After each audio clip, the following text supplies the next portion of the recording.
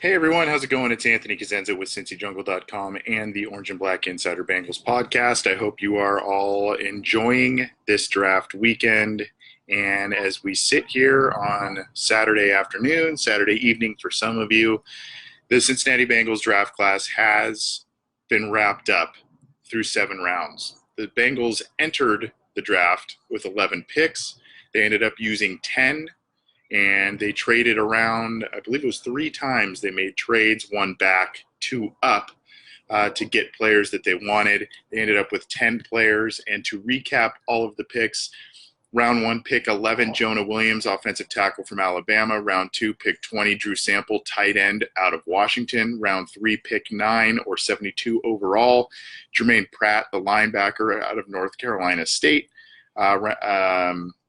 Round 4, pick 2, this was a move up to get quarterback Ryan Finley from North Carolina State as well. That was number 104 overall.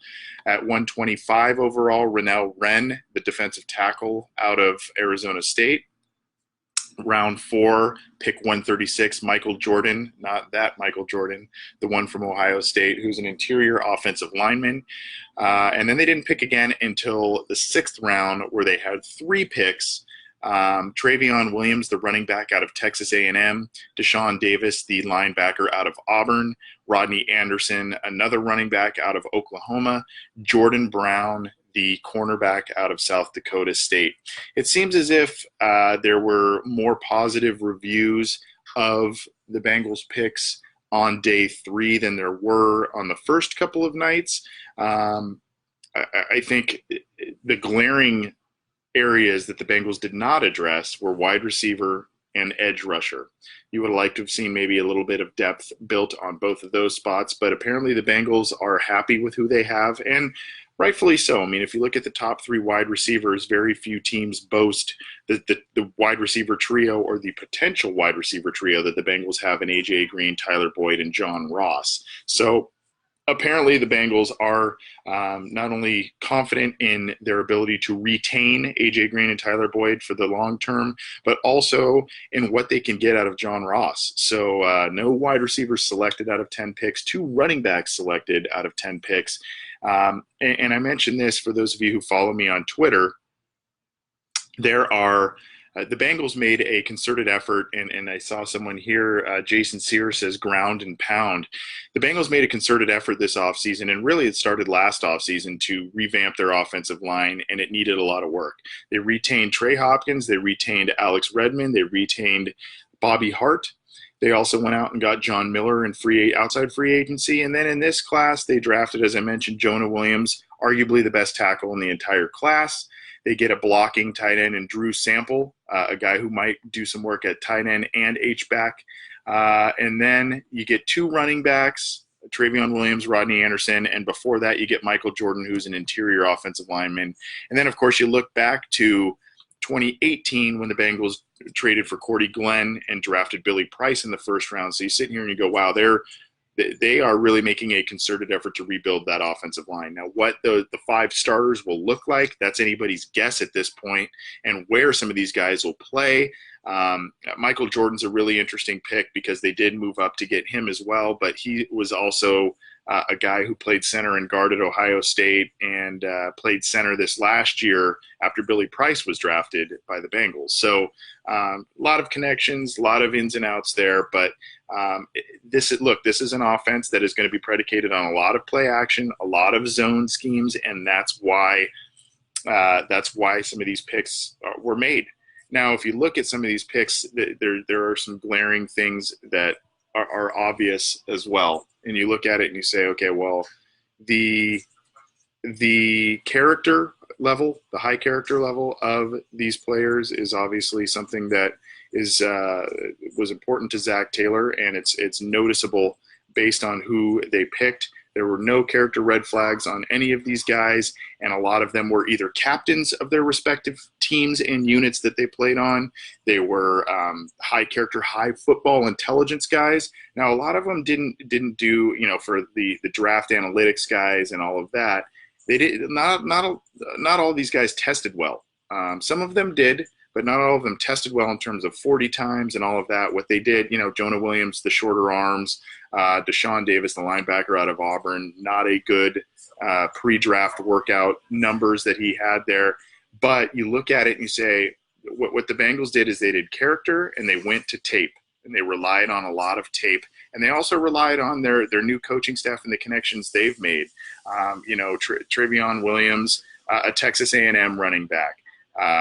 You look at some of these other guys, some of them are from bigger programs and they had connections there. So, they used a certain formula and it may not have made fans comfortable, but I think they like what they've done. They like who they picked and brought in into the building. Again, I'm Anthony Cosenza with CincyJungle.com and the Orange and Black Insider Bengals podcast. Thanks for joining us this weekend, and thanks for all of your page views and for watching these Facebook Lives and all that good stuff. We're wrapping up the NFL draft. The Bengals did get 10 picks again. Jonah Williams in the first round, Drew Sample, the tight end out of Washington in the second, Jermaine Pratt, the linebacker in the third, 2 fourth-round picks, Ryan Finley, the quarterback out of NC State, Renell Wren, the defensive tackle out of Arizona State, Michael Jordan, they moved up to get him, an interior offensive lineman from Ohio State, Travion Williams, the running back in round 6, Deshaun Davis, the linebacker out of Auburn in round 6, Rodney Anderson, the running back out of Oklahoma, round 6, and Jordan Brown, a cornerback from South Dakota State. If you're asking me who were some of my favorite picks of the weekend, I'll say Jermaine Pratt, the linebacker out of NC State. He is an inside linebacker by trade, but it appears that he's going to be a guy that they're going to use on the outside, flank Preston Brown. At least that's the initial plan. They're going to flank Preston Brown with him. And, he tested well. He had a sub-4 640. He's not the most fluid pass defender, but he made a few plays in the pass defensive game. So he should be an upgrade to that unit. He's one of he I think was more of a late second round value that they got in the third. So I like that pick. One of my favorite picks of the entire draft is Renell Wren, the defensive tackle out of Arizona State. If you look at his testing and his physical stature and all of that, he's a first or second round talent that fell to the fourth round. He's a guy that needs substantial coaching and needs to be reined in terms of working within a system. He kind of goes rogue a little too much, but he is easily one of my favorite players in this class, and I think he could vie for a starting or rotational role up front right away. And then, I like the 2 running backs. I don't know that the Bengals will keep 4 running backs, but hey, Joe Mixon missed two games last year with injury. Giovanni Bernard tends to miss a couple of games per year with dings as well. Mark Walton, last year's 4th-round pick, gone. And these 2 guys, Todd McShay said that Travion Williams was the steal of the draft. Again, a guy who ran just under 4.6, not blow you away speed, but he's really patient, and he can do some things in the passing game. Again, play action, versatile guys, and Rodney Anderson is a guy who probably would have been a first or second round talent, but so many big injuries have caused him to fall, and he's a guy that I think it provides great value in the 6th round. So I like those picks. I do like the Jonah Williams pick in the 1st round. The Bengals basically got who they felt was the best player on their board, one of their biggest positions of need in terms of long term. I do like that pick. Probably not one of my absolute favorites, but a good solid pick there. So those are some of the best picks in my eyes as the Bengals round out their first draft class. Again, it's an interesting one. They tried to blend need. They tried to blend a couple of different things going forward, and positional value. I think testing was some of the issue. So some of the things they maybe didn't look at for every single player. They kind of went to the film, character, football IQ. These are things that they valued. That's why they really liked Ryan Finley, the only quarterback that they met with before the draft. We're going to get out of here. It's been a long weekend. I see Greg Moore saying some great changes to come on offense. And Deshaun Davis, not a great overall athlete, but heck of a leader and very productive in terms of numbers. So, you got to like that pick, especially from a depth standpoint.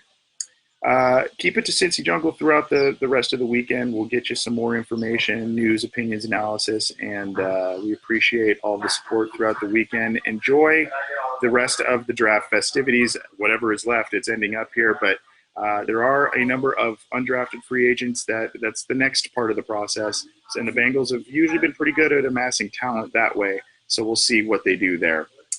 Again, I'm Anthony Cosenza with CincyJungle.com and the Orange and Black Insider Bengals podcast. Check out our podcast. Check out CincyJungle.com.